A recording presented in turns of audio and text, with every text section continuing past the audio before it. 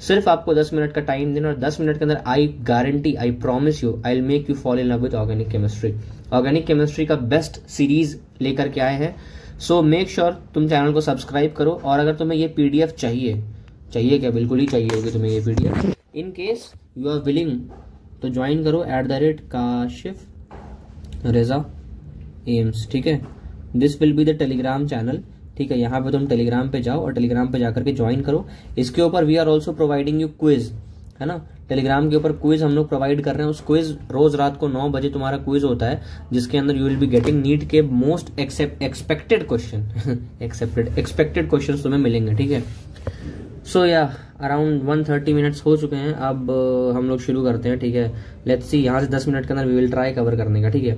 Fast चलेंगे, बिल्कुल revision के पेज पे चलना है। अगर तुम्हें प्रॉपर्ली समझना है तो तुम डिटेल लेक्चर्स देख सकते हो, but we are right now focusing on covering entire thing 10 minute में। So make sure you are with me. ध्यान से सुनना, अगर 1 सेकंड भी मिस किया है तो उधर पूरा चैप्टर जाएगा, वापस से रिप्ले करके देखना पड़ेगा। So we are starting 3, 2, 1 start. देखो, सबसे पहले हाइड्रोकार्बन के बारे में तुमको जानना है कि एनर्जी का सोर्स होता है। दूसरी बात तुमको ये जानना है सबसे पहले एलपीजी के बारे में। एलपीजी क्या होता है? एलपीजी तो तुम्हारा लिक्विफाइड पेट्रोलियम गैस, ठीक है। सीएनजी क्या होता है? Compressed natural gas. अब एक नया टर्म है एलएनजी। एलएनजी का मतलब होता है लिक्विफाइड नेचुरल गैस, जो कि आजकल चल रहा है, ठीक है।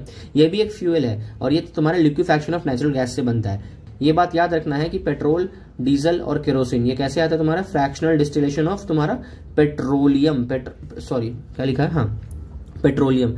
पेट्रोलियम मिलता है कहां से? अर्थ के क्रस्ट में मिलता है तुम्हारे, ठीक है। कोल कैसे आता है? डिस्ट्रक्टिव डिस्टिलेशन, ठीक है। फ्रैक्शनल डिस्टिलेशन अलग है, डिस्ट्रक्टिव डिस्टिलेशन अलग है।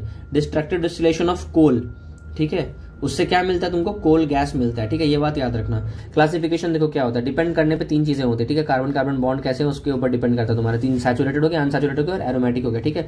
सैचुरेटेड में क्या होता है तुम्हारा? कार्बन कार्बन कार्बन हाइड्रोजन का सिंगल बॉन्ड होता है, याद रखना। मतलब तुम्हारा अगर सैचुरेटेड मतलब सैचुरेशन है पूरे बॉन्ड पे, डबल बॉन्ड नहीं है कि ऐसा सी डबल बॉन्ड सी नहीं कि तोड़ के उसमें डाला जा सकता है, तो ये चीज सैचुरेटेड है, ठीक है। आगे बढ़ते हैं। अगर कोई क्लोज चेन या रिंग बना लिया तो उसको हम लोग साइक्लो अल्केन कहते हैं, ठीक है।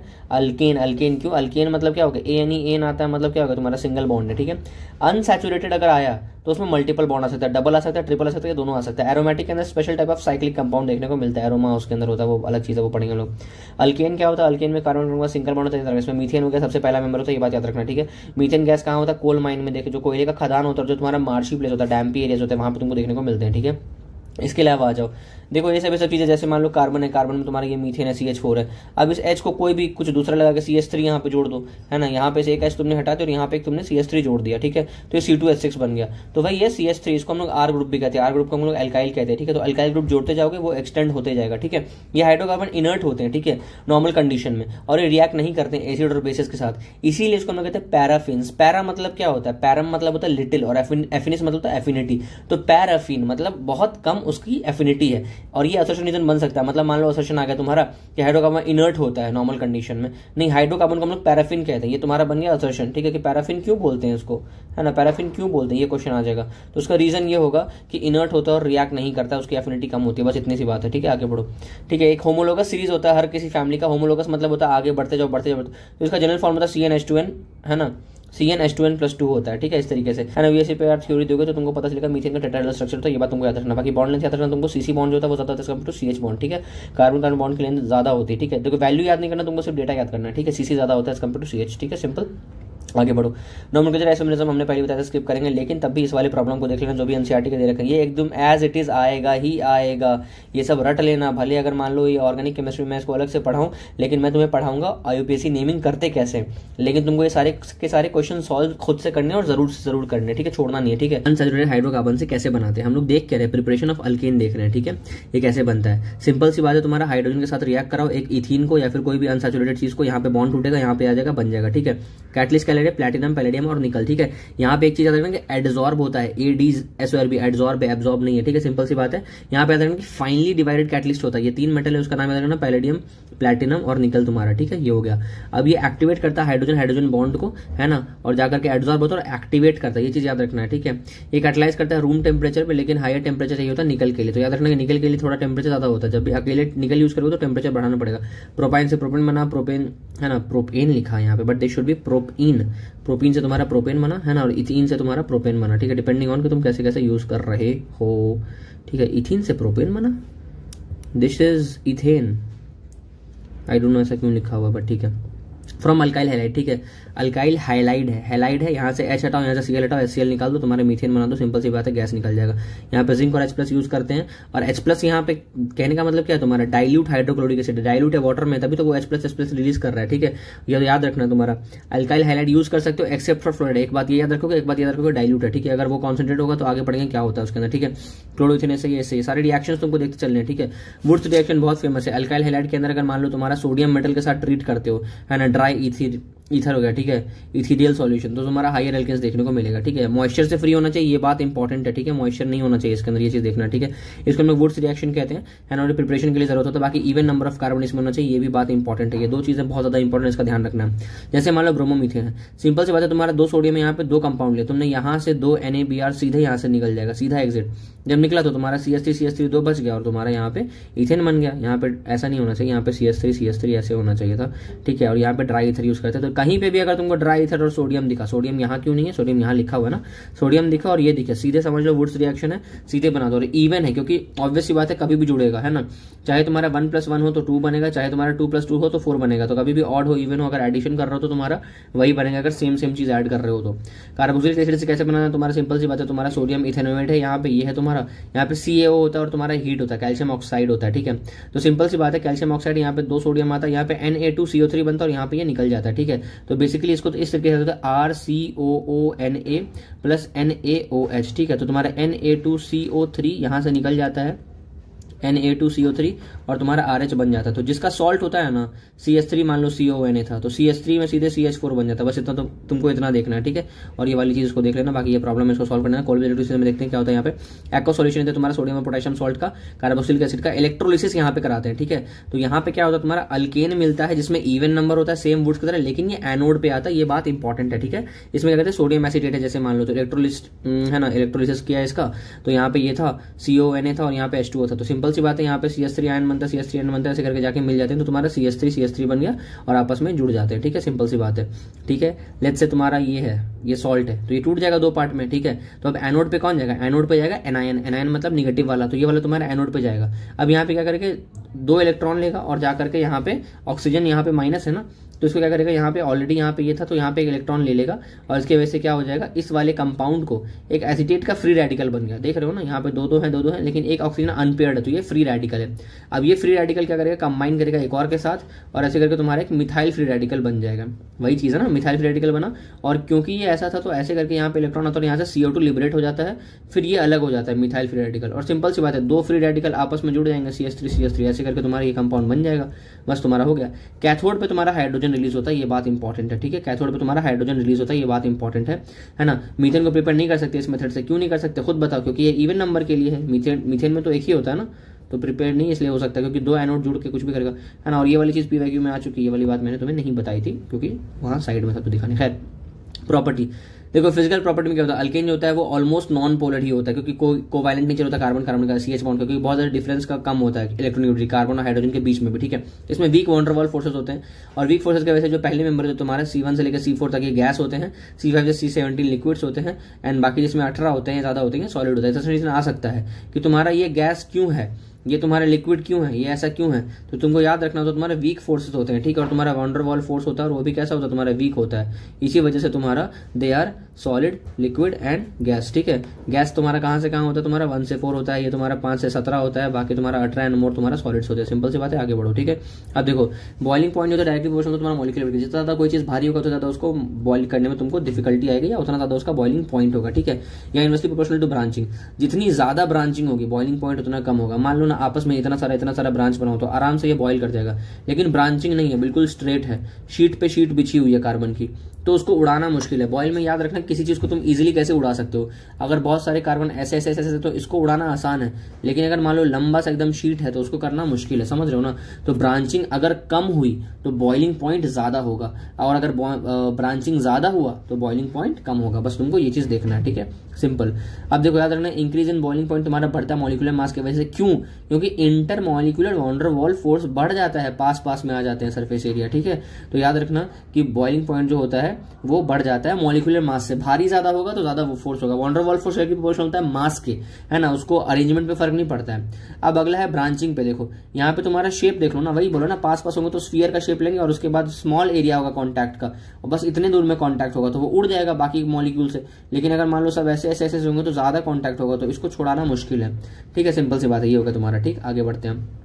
बाकी तुम्हारा ये मेल्टिंग एंड बॉइलिंग पॉइंट वाला भी चीज है, देख सकते हो इसको, ट्रेंड देख सकते हो। सब्स्टिट्यूशन क्या होता है कि एक गया दूसरा आया, एक या ज्यादा हाइड्रोजन जो होता है वो क्या होता है एल्केन का, वो रिप्लेस किया जा सकता है यहाँ पे, है ना। इसमें बेसिकली ये हाइड्रोजन आ सकता है, नाइट्रो आ सकता है, सल्फोनिक आ सकता है। हैलोजिनेशन जो होता है कब होता है, तुम्हारा हायर टेम्परेचर पे होता है या फिर प्रेजेंस ऑफ डिफ्यूज सनलाइट या यूवी लाइट, मतलब बेसिकली लाइट होना चाहिए या टेम्परेचर होना चाहिए। लोअर अल्केन में नाइट्रेशन और सल्फोनेशन नहीं होता है, ये बात याद रखना है तुमको, ठीक है। और ये जो रिएक्शन इसके अंदर सब्स्टिट्यूशन होता है उसको हम लोग सब्स्टिट्यूशन रिएक्शन कहते हैं, ये बात याद रखना, लोअर में नहीं होता है, ठीक है। ये सब चीजें नहीं होती है। जैसे मान लो ये है, यहाँ पे तुम्हारा हैलोजिनेशन हो रहा है, क्लोरोमीथेन बना, फिर एक बार क्लोरोमीथेन को लिया, ये किया तो तुम्हारा डाइक्लोरो ये बना, ये इसमें ट्राई बना, फिर टेट्रा बन गया, ठीक है। तो यहाँ वाला ये रिएक्शन जो होता है ये तो आता है भाई, पीवाईक्यू में ये भी देखा जा चुका है, यहाँ से यहाँ कैसे बनता है, बहुत ईजी है, ठीक है। ये हो गया। क्लोरो इथेन बनाना तो सिंपल सी बात है, तुम इथेन से शुरू करो, एक एच जाएगा, एक सीएल जाएगा, मतलब एक एच यहाँ से पकड़ो, एक सीएल यहाँ से पकड़ो, तो तुम्हारा एक एचसीएल निकल गया, समझ लो, इस तरीके से होता है तुम्हारा, ठीक है। और एक सीएल जो बचा यहाँ पे, एक सीएल यहाँ घुस जाता है। और इसका मैकेनिज्म क्या है, फ्री रेडिकल मैकेनिज्म है, ये बात याद रखना तुमको, ठीक है। रेट ऑफ रिएक्शन जो होता है फ्लोरीन का ज्यादा होता है, क्लोरीन ब्रोमीन आयोडीन से, इस तरीके से, ठीक है। Rate of replacement of hydrogen जो होता है वो क्या होता है 3 more than 2, मतलब सबसे ज्यादा होता है 3, फिर होता है तुम्हारा 2, फिर होता है 1, मतलब टर्शरी, फिर सेकेंडरी, फिर प्राइमरी हाइड्रोजन होता है, ठीक है। फ्लोरिनेशन जो होता है वो क्या होता है 2 वॉयलेंट होता है कि कंट्रोल नहीं कर पाएगा फ्लोरिनेशन। देख लो रिएक्शन इतना तेज है कि कंट्रोल में ही नहीं है, पटाख से होगा तो तुम क्या करोगे, उसका कोई फायदा नहीं है।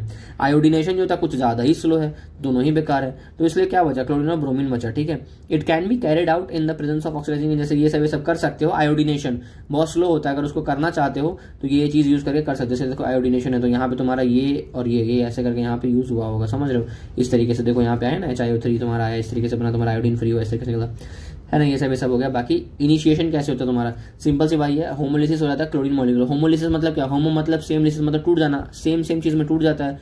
फ्लोरीन फ्री रेडिकल बन गया तुम्हारा, ठीक है, फ्लोरीन के फ्री रेडिकल बन गए, ठीक है। अब ये कैसे CH3 यहाँ लिखा हुआ टेक्निकली, तो यहाँ पे Cl dot plus Cl dot 2 ऐसे होना चाहिए था, ठीक है।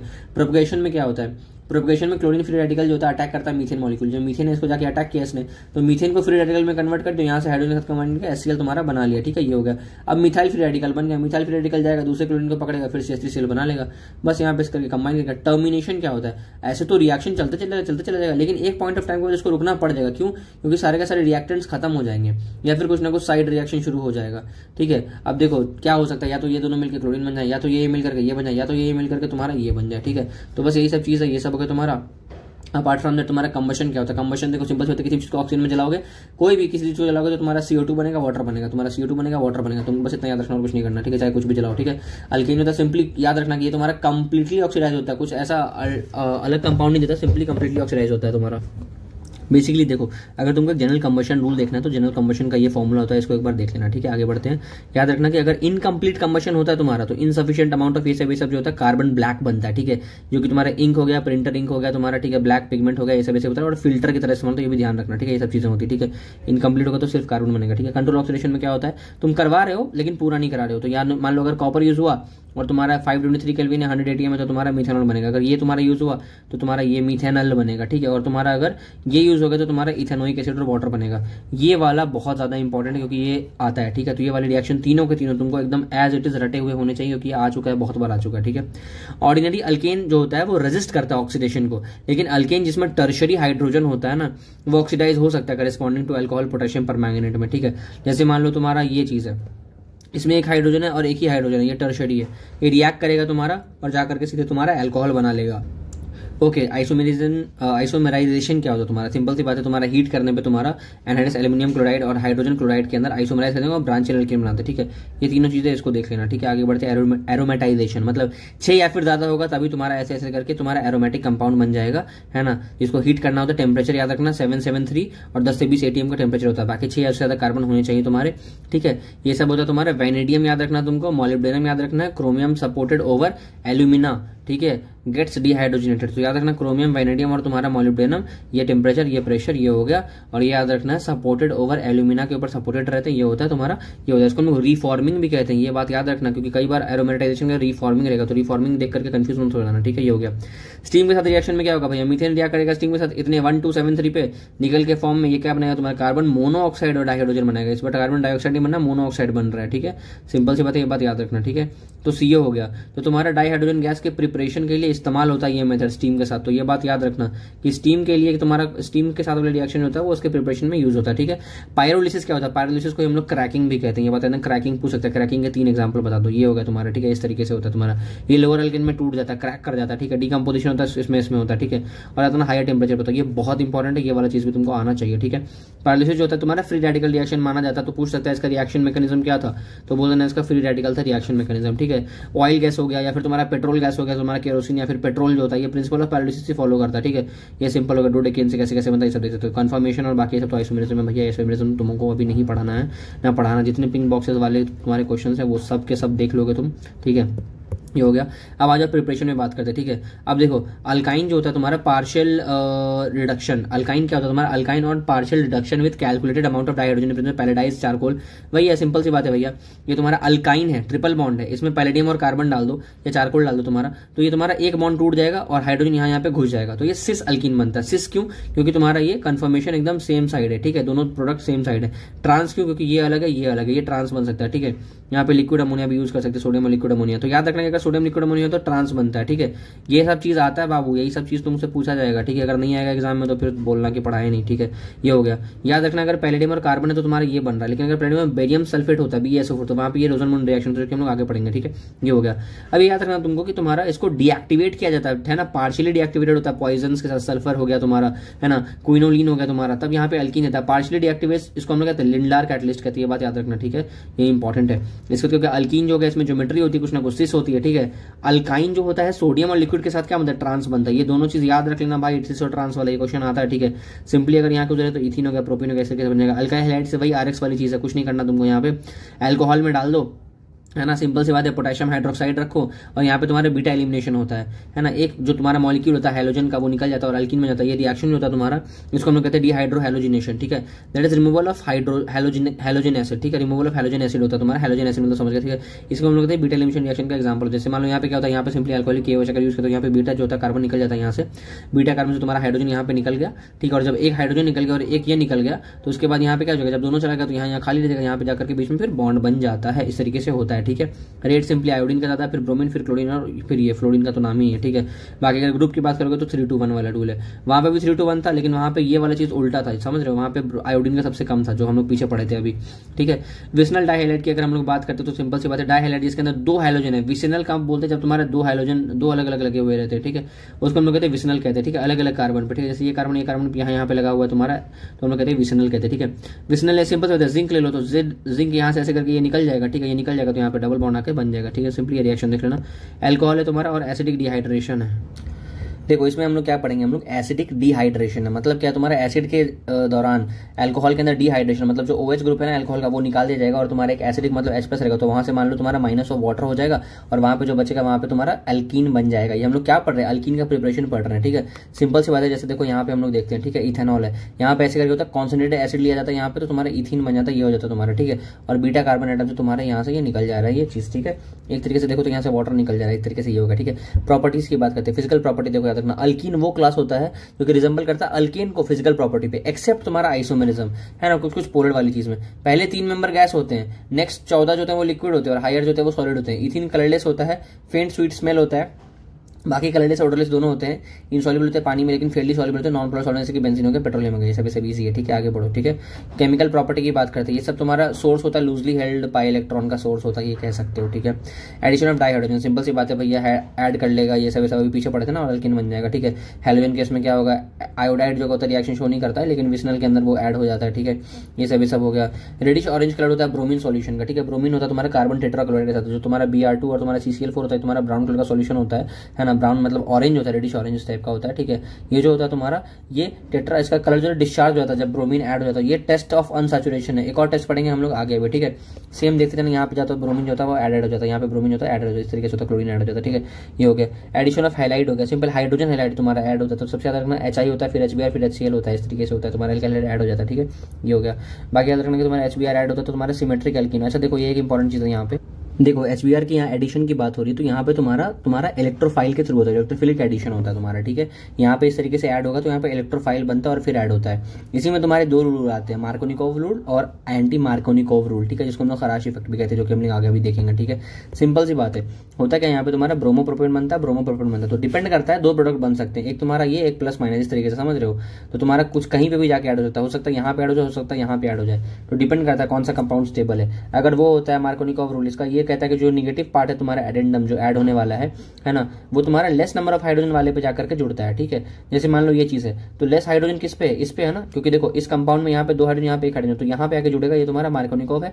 अगर यहाँ पे हो तो तुम्हारा एंटी मार्कोनिकोव होगा, जो कि हम लोग आगे पढ़ेंगे, ठीक है। मैकेनिज्म वही होता है, देखो यहाँ पे क्या होता है, सिंपली तुम्हारा ये प्लस हो गया, तुम्हारा ये Br माइनस हो गया, तो एक बार तुम्हारा ये बनता है, एक बार ये एक्सचेंज करके एक बार ये बनता है, तो दोनों बार ये अलग अलग बनता है, तो डिपेंड करता है कहाँ पे भी जाके जुड़ सकता है। ये कम स्टेबल है, ये प्राइमरी कार्बोकैटायन हो गया, ये मोर स्टेबल है सेकेंडरी कार्बोकैटायन, क्योंकि यहाँ पे दोनों तरफ से प्लस आई इफेक्ट लगा, ये सब चीज हम लोग पढ़ते हैं ना, ये होता है तुम्हारा, ठीक है।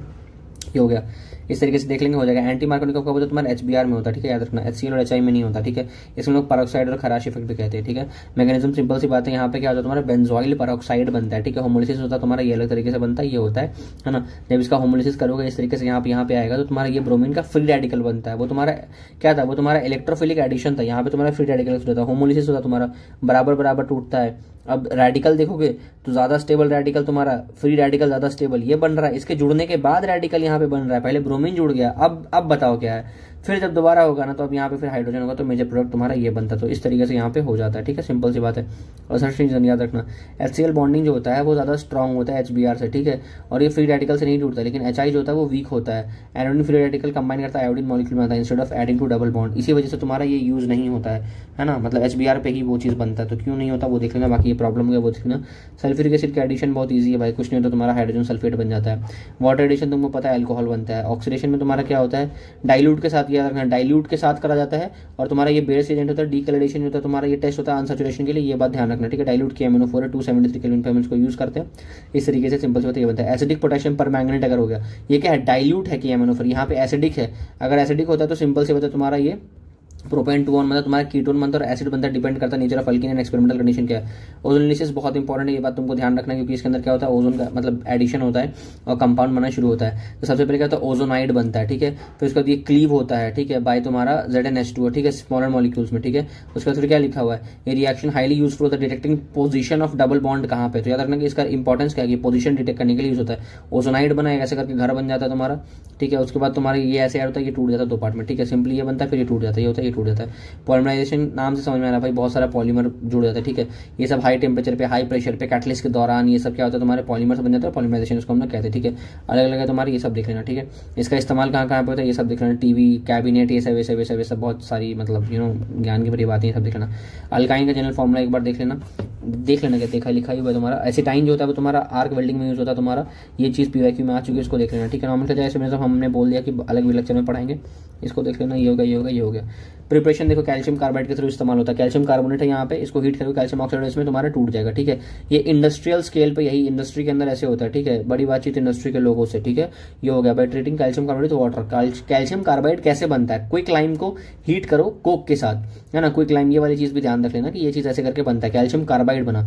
अब कार्बाइड बना, पानी के साथ रिएक्ट कर दो, सिंपल सी बात है, यहाँ पे हाइड्रोक्साइड बना के तुम्हारा ये प्रिसिपिटेट कर देगा, बाकी तुम्हारा यहाँ से ये बन जाएगा।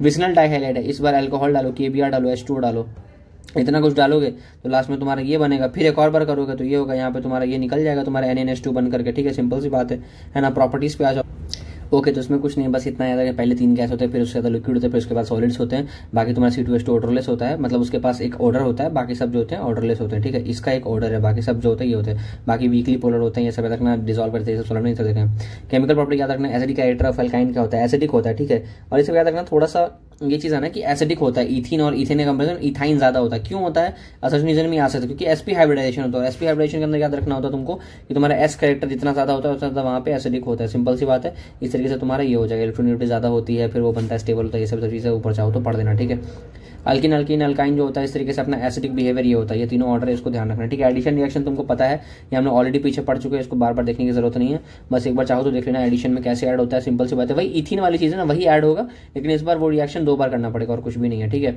वाटर का एडिशन देख लो एक बार, यहाँ पे तुम्हारा मर्क्यूरी सल्फेट जो होता है तुम्हारा वहाँ पे वो होता है और वार्म करना पड़ता है इसके साथ, ठीक है। नॉर्मली रिएक्ट ही नहीं करता तुम्हारा, याद रखना, वो मिलता ही नहीं है उसमें, ठीक है, लेकिन इसके प्रेजेंस में कर सकता है, आइसोमराइज करके तुम्हारा इथेनॉल बन जाएगा, है ना, फिर तुम्हारा कीटोन बन जाएगा, तो डिपेंड करता है क्या चीज़ है उसके ऊपर देख सकते हो उसको, ठीक है। पॉलिमराइजेशन या तो लीनियर होता है और तुम्हारा साइक्लिक होता है, लीनियर में सीधा सीधा बन जाएगा तुम्हारा, है ना, ये हो गया। बाकी तुम्हारा ये बैटरी में इस्तेमाल होता है, थिन फिल्म ऑफ तुम्हारा पॉलीएसिटाइलिन, ठीक है। साइक्लिक के अंदर क्या होता है, ओके, यहाँ पे 873 केल्विन ट्यूब तुम्हारा साइक्लिक फॉर्मेशन, तो यहाँ पे याद रखना रेड हॉट आयरन ट्यूब जहां दिखे और इस तरीके से दिखे, सिंपली ये बना देना, इसको इस तरीके से देखते हैं, बाकी तुम्हारी प्रॉब्लम इसको देखना। एरोमेटिक हाइड्रोकार्बन क्या होता है तुम्हारा, इसको हम लोग एरीन भी कहते हैं, क्योंकि इसके अंदर क्या होता है तुम्हारा प्लेजेंट ओडर होता है, ठीक है। अरोमा मतलब क्या होता है, प्लेजेंट स्मेलिंग होता है तुम्हारा, ठीक है। अगर तुम्हारे बेंजीन रिंग हुई तो वो बेंजीनॉइड है, अगर नहीं है तो तुम्हारा बेंजीनॉइड नहीं है, ये बेंजीनॉइड है, ये बेंजीनॉइड है, ये बेंजीनॉइड है नहीं है, इस तरफ से है, ठीक है, ये बेंजीनॉइड है, ठीक है। तो बाइफिनाइल टोल्यूइन है, नैप्थलीन है, ये सब नाम याद रखना, ठीक है। डायकोनोमेनक्लेचर में तो मैंने कह दिया, बाद में बताया जाएगा, बाकी ये सब इंपॉर्टेंट नहीं है, वही सब चीजें हैं।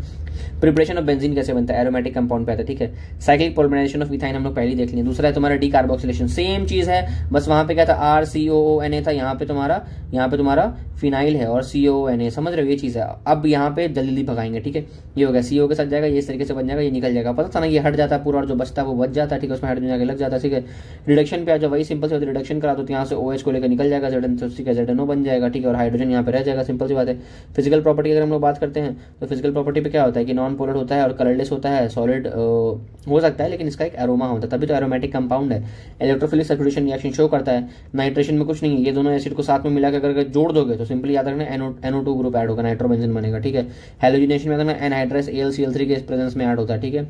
सल्फोनेशन याद रखना तुम्हारा फ्यूमिंग सल्फ्यूरिक एसिड तो ऊपर जाकर के ऐड हो जाएगा, ठीक है, इसको हम लोग ओलियम कहते हैं, ठीक है, याद रखना ये चीज, ठीक है, ये हो गया। फ्रीडल-क्राफ्ट अल्काइलेशन रिएक्शन क्या होता है कि सिंपल सी बात है, एनहाइड्रस AlCl3 और तुम्हारा RCl अगर तुम यहाँ पे लेते हो तो यहाँ पे तुम्हारा मिथाइल जुड़ता है, क्लोरीन नहीं जुड़ता, ये बात ध्यान रखना, ठीक है। सिमिलरली अगर ये है तुम्हारा तो यहाँ पे इस जगह पे जुड़ता है, तो डिपेंडिंग ऑन कहाँ पे जुड़ना होता है वो वाली चीज का एक मैकेनिज्म होता है, वो हम लोग देखेंगे। फ्रीडल-क्राफ्ट असाइलेशन में तुम्हारा असाइल ग्रुप जुड़ता है, COCH से जुड़ता है, ठीक है, COCH से जुड़ता है, सिंपल हो गया तुम्हारा, ठीक है।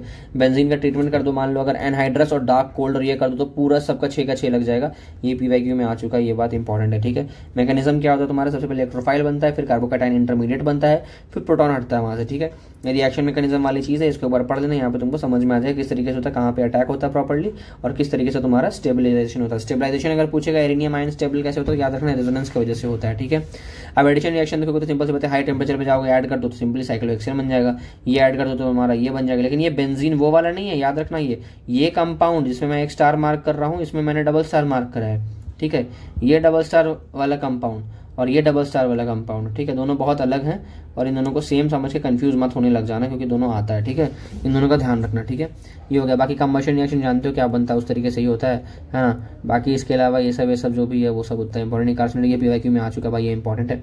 बेंजीन और पॉलीन्यूक्लिक कार्बन इसके दोस्त ज्यादा होता है, उसको हम लोग टॉक्सिक मानते हैं, है ना, ये कैंसर प्रोड्यूस करता है, ये सब चीज़ है, ठीक है, ये सारे का नाम आपको याद होना चाहिए। बाकी समरी है उसको देख लेना, एक्सरसाइजेस उसको देख लेना, ठीक है। So finally we are done इस चैप्टर के साथ, हाइड्रोकार्बन हमारा खत्म होता है यहीं पे। आई नो द फैक्ट कि चैप्टर बहुत ज्यादा लेंदी था, टाइम लगेगा, 10 मिनट की सीरीज है तो ऑब्वियस सी बात है भाई, अगर तुम 2x पे भी देखते हो इसको तो तुम्हारा 20 मिनट का वीडियो 10 मिनट में हो जाएगा, ठीक है। वी आर ट्राइंग कि हम इसको 15 मिनट में रिड्यूस कर सके, हम इसको 10 मिनट में ही पढ़ा के खत्म कर दें, बट तुमको पता है अब मान लो मैं यहाँ से अब वो मैं रोबोट की तरह ये कुछ भी यहाँ पे बोल के निकल जाऊँ, लेकिन तुमको वो चीज़ नहीं समझ में आएगी, दैट्स वेरी मच ऑब्वियस, ठीक है। तो तुमको समझाना भी है, तुमको वो भी करना है और हमें हर चीज़ कवर भी करनी है, तो दैट्स वाई टाइम लग रहा है थोड़ा सा, but it's all right, with time धीरे धीरे वो चीज़ें सॉर्ट हो जाएंगी। चैप्टर थोड़ा लेंदी था एज कम्पेयर टू बाकी चैप्टर छोटे हैं तो जल्दी हो जाएगा, ठीक है। सो यही है, I will see you in the next video, तब तक के लिए टेक केयर एंड बाय। बाकी चैनल को सब्सक्राइब कर लेना और काशिफ रजा एम्स जो तुम्हारा टेलीग्राम चैनल है उसको ज्वाइन कर लेना, वहाँ पे जाकर तुमको इसकी PDF मिल जाएगी और क्विजेस होंगे और मेंटरशिप का एक नया बैच आने वाला है जिसके बारे में तुमको अपडेट मिल जाएगा आज ही, तो चैनल को सब्सक्राइब कर लेना, बाकी लोगों के साथ शेयर करते रहना। See you in the next video, bye.